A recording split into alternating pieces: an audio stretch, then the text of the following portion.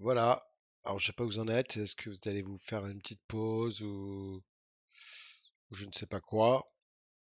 Donc déjà, vérifiez que le compte que vous utilisez ici, moi je suis l'administrateur. Bon, en général, on a un autre compte, mais là, je vais me faire ça en administrateur. On va pas trop se prendre la tête par rapport à ça, mais en général, vous devez vous loguer avec un compte qui fait partie du compte local. Ah, vous vous souvenez, on appelle le compte administrateur de la machine, la base SAM. Donc n'oubliez pas que vous devez faire partie de ce groupe-là. Donc là, c'est bon. Alors on va quand même faire, c'est qu'on va quand même faire on va se déloguer, c'est toujours bien, je préfère, parce qu'il y a toujours ces histoires de seed, etc. Tout, vous savez. Donc il vaut mieux se reloguer et être sûr que comme ça, dans le seed, on voit bien qu'il appartient au groupe que j'ai créé tout à l'heure. C'est le groupe OM Admin. Donc on va installer sur ce serveur-là. Donc je vais aller prendre SCOM. Donc on va aller ici dans Action, et dans Modifier, puis on va charger l'ISO de SCOM.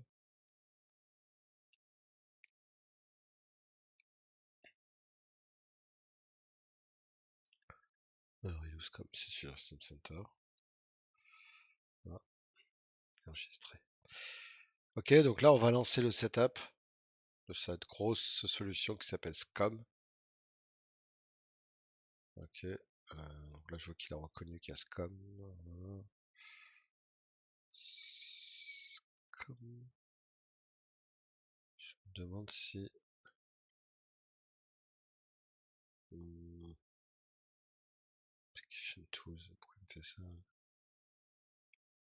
Bon, on va lancer l'application. Voir ce que ça donne. Ah voilà, c'est bon. Donc je fais Next, je fais Accept, je fais Next. Voilà, et puis il va me le. Bon, la destination, c'est sûrement pas D, hein, ça marche mieux si c'est C. De toute façon, c'est le CD, alors il n'aurait pas pu le faire. Voilà. Enfin, quand il va décompresser tout, puis après il va me lancer. N'oubliez pas que je vais installer les rôles Management Server, Operation Console et Web Console. Ok. Et ensuite, il va me demander un management group. Alors, il faut qu'il soit simple, il faut que c'est un nom.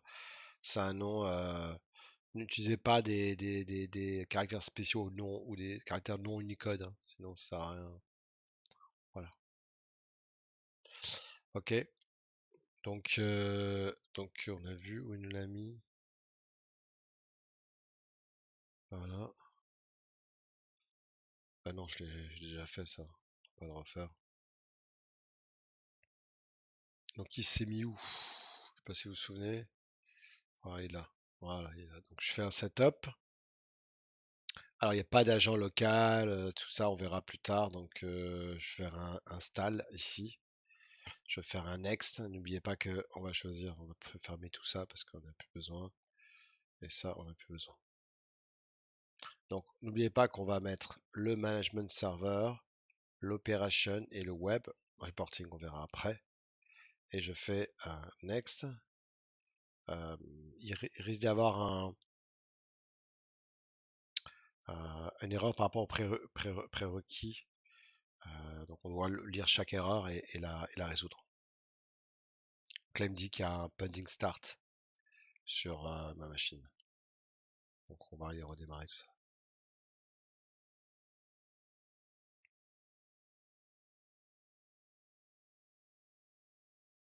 Je mets planète parce que c'est moi qui ai décidé de redémarrer mon serveur SCOM.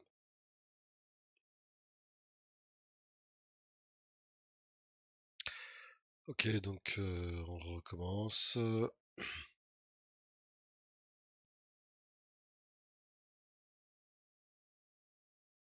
là, on a déjà tout, plus qu'à faire l'installation. On verra comment passer de 2019 à 2022. N'oubliez pas que ce sera la dernière vidéo de notre super formation sur SCOM. Voilà, donc là, il va nous demander les prérequis, donc n'oubliez pas que là. Donc là, c'est bon, vous voyez, on a tous les prérequis ont passé, parce que j'ai tout bien installé, donc c'est bon. Voilà. Et là, il va vous demander de créer, en fait, compte le premier management server dans ce management group. Donc n'oubliez pas qu'il faut Trouver un nom, pas de caractère spécial ni d'Unicode caractère, restez simple. Voilà, donc par exemple, on va l'appeler OM, un groupe, on va l'appeler OM1. Voilà. Après, je ferai add, hein, n'oubliez pas, hein. Voilà, donc ça au moins c'est simple. Je vais accepter la licence ici. Et là, il va me demander de configurer les Operation Database. Ok, donc ça c'est important. Voilà. Donc là, c'est important. Pourquoi? Parce que vous devez donner le nom de votre serveur et laisser les ports par défaut ouverts. Ok. Et, euh, et donc, on va laisser la database à 1000, hein. Ok. Donc, database size. Ça, on peut le changer si on veut, hein. Alors, on va peut-être vérifier que j'ai bien également viré mon pare-feu. Ça peut servir. N'oubliez pas que je vous avais dit qu'il faut le faire, ça. Sinon, voilà. Vous voyez, ça, je l'ai pas fait. Dans une organisation, vous mettez jamais les pare-feux en route sur les machines, sinon c'est ingérable. Voilà, et donc là, il me demande le nom de ma machine SQL. Alors, vous vous souvenez quel nom de ma machine SQL par hasard? Si vous ne savez pas, ben, je vais vous montrer. Donc, si je vais dans Server Manager, vous allez voir que, alors, je vais quand même aller vérifier que également mon firewall, mais je suis pratiquement certain parce que sinon, il ne m'aurait pas montré ça. Il s'appelle SQL1. Donc, c'est training.lab, ok? Donc, on y va. SQL1.training.lab. Là, le nom de la base de données, vous voyez, donc je laisse tout par défaut. On voit que voilà, il me propose toutes les informations qui vont bien, Operation Manager. On va pas changer ça. Ensuite, on va avoir la Warehouse Database, hein, ça va être très importante celle-là, hein. Ah oui, voilà. Et pareil, je vais également mettre mon serveur, donc c'était SQL1, SQL1, point, c'était training.lab. Ok, donc même principe. Je lui mets ça et il a retrouvé tout. Donc vous voyez, la data warehouse très importante, hein. Je vais laisser tout par défaut et la web console, je vais la mettre et je vais pas mettre SSL, ok? Ok, sinon vous pouvez le mettre, hein, si vous avez déjà fait une label SSL, il suffit d'avoir le certificat, mais là je vais pas le faire. Voilà, ok. Dans la console d'administration, je vais mettre évidemment mix, hein, ok, mix, firewall authentificator, donc voilà, name and password, ok, pour accéder à la console. Donc il y aura, dès que vous avez la console, vous devez mettre votre login, votre mot de passe. On peut aussi faire extranet scénario, have to provide your name password to access the web console. Voilà, donc pour l'instant, je laisse ça là. Et là, on doit changer tous les comptes qu'on a créés. Je ne sais pas si vous vous souvenez. Donc là, il me demande le serveur à compte. Vous voyez ici. Donc il me dit bien à quoi ça sert, hein. Donc vous voyez par exemple le serveur action account. Donc je vais mettre mon nom de domaine et le nom qu'on a créé. Je ne sais pas si vous vous souvenez. Donc on va dire que là on va avoir le Action Account. Action Account c'était OMAA. Donc c'est training backslash OMAA. Alors vous allez me dire, je m'en souviens pas, il n'y a pas de problème. Euh, J'allais dire une connerie, mais je le dis pas. Si je peux la dire, oh, pas de problème, il y a point .s. Voilà, bon, allez, hop, on est super content de notre blague du jour. Et là vous vous souvenez que c'était ça, hein, OMAA. Le DAS, enfin tout ce qui va bien, tout est là-dedans, hein. Donc c'était juste pour votre information. Pour ceux qui n'ont pas trop suivi. Donc là je mets bien OMA et je mets le password. Ok. Donc si vous ne vous souvenez toujours pas, n'oubliez pas que this credential used to get operation data from provider, to run response and to perform actions such as installing and uninstalling agent. Tu vois, c'est important. Donc c'est lui en plus qui lance les réponses. As either local system, ok. Et dire quand we have read-write permission dans la base de données. Logique. Ensuite, il vous demande le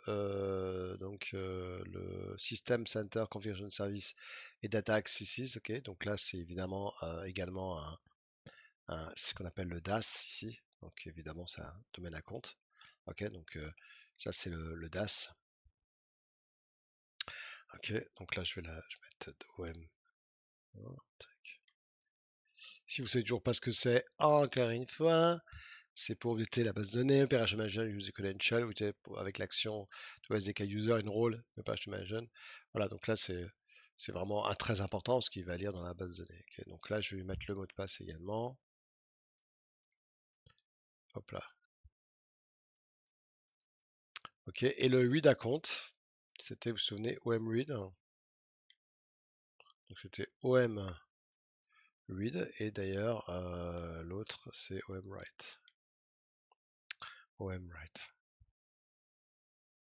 Gardez les mêmes noms que moi, parce que je les trouve parlants.